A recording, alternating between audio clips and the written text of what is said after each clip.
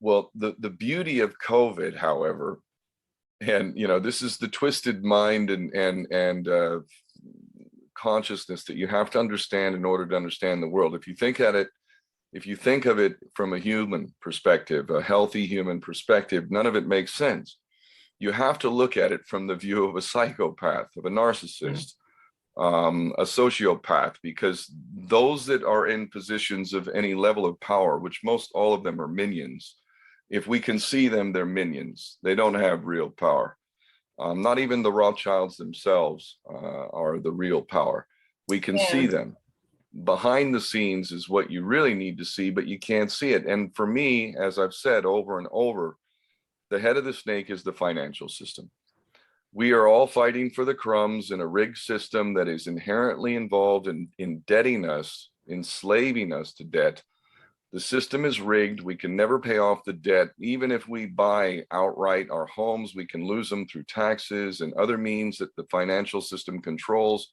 We will never, ever, ever know the prosperity and the harmony and the joy. There is the one law above all law, natural law.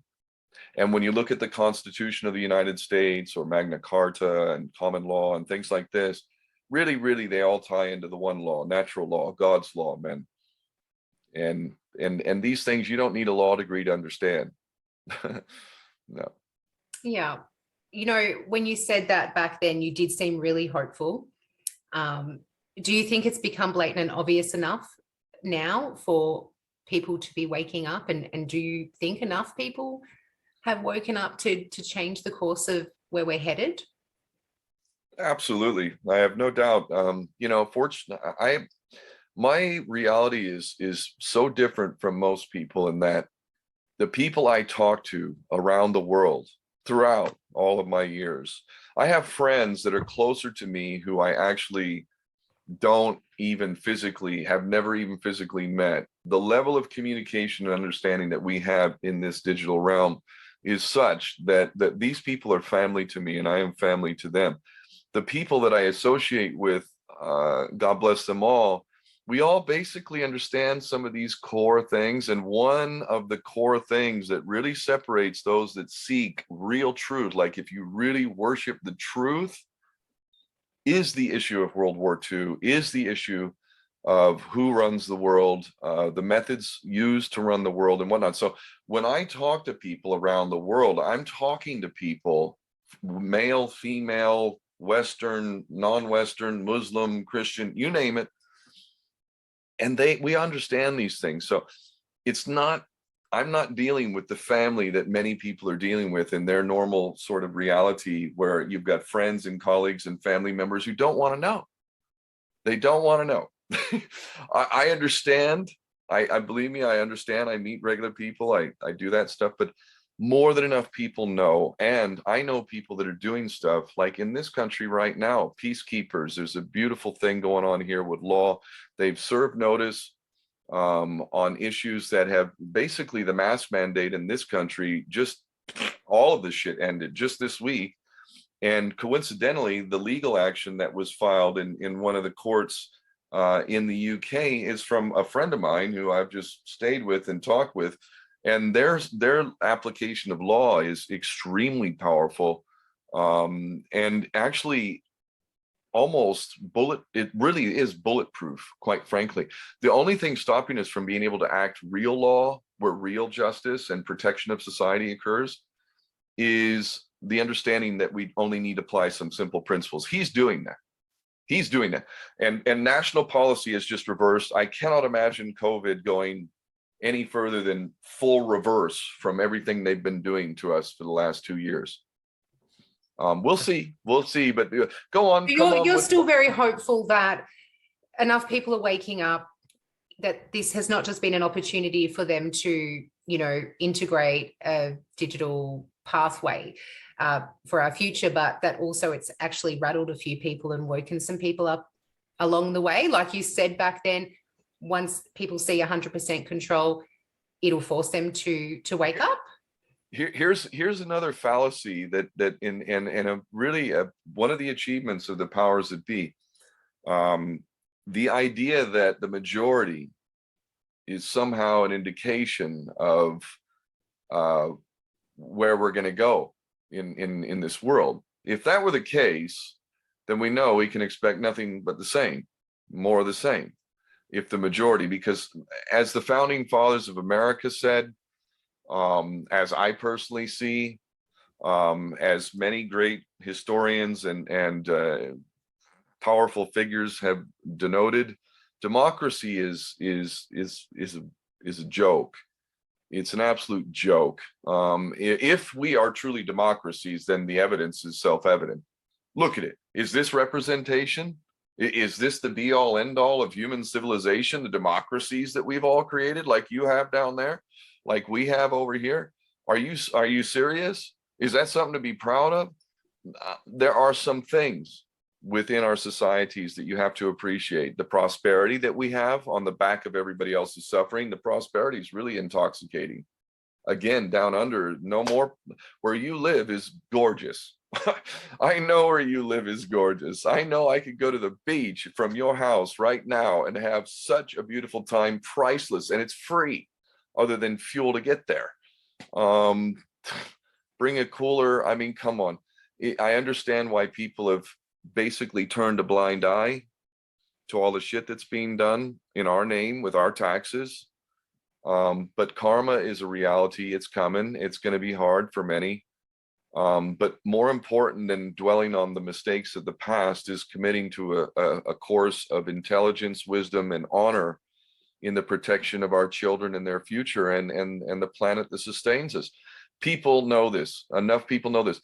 But it's not about the majority. People focus way too much on what the majority think. The majority are followers. What we need is leaders that lead by example and show us the way and give us strength. I know I've given strength to a lot of people around the world, millions. But I can't do it. We can do it. So yeah, the magnitude of what we're facing, I'm glad for the big show. Getting back to what you said, do enough people know? Yes, more than enough people know. There's another principle I encourage people to look at and study, morphic resonance. It isn't like most people think, you know, like this critical mass tipping point, awareness point where we finally get it and do what needs to be done. It isn't a light switch. It doesn't happen like that. Humans are too conditioned to short attention spans. You know, this is why we can't get into depth and focus and learn and really, really learn, because we need to be stimulated every other minute. You know, fast food culture. When you look deeper, you find that everything that is needed to be known, everything that we require to do what needs to be done, it's always been here. It's always been here. But the prison of the mind has been so effective. I have to give the enemies of humanity credit. I mean, the bastards have done a really good job on many levels. If you're looking at it purely from a strategic art of war, Sun Tzu, art of war perspective, you know, you have to give the bastards credit. But I see the solutions everywhere, everywhere. I've seen them for a long time. The real challenge is getting people to believe that they actually determine where the future goes, not they. We government should fear the people, not the other way around, man. Why these motherfuckers work for us?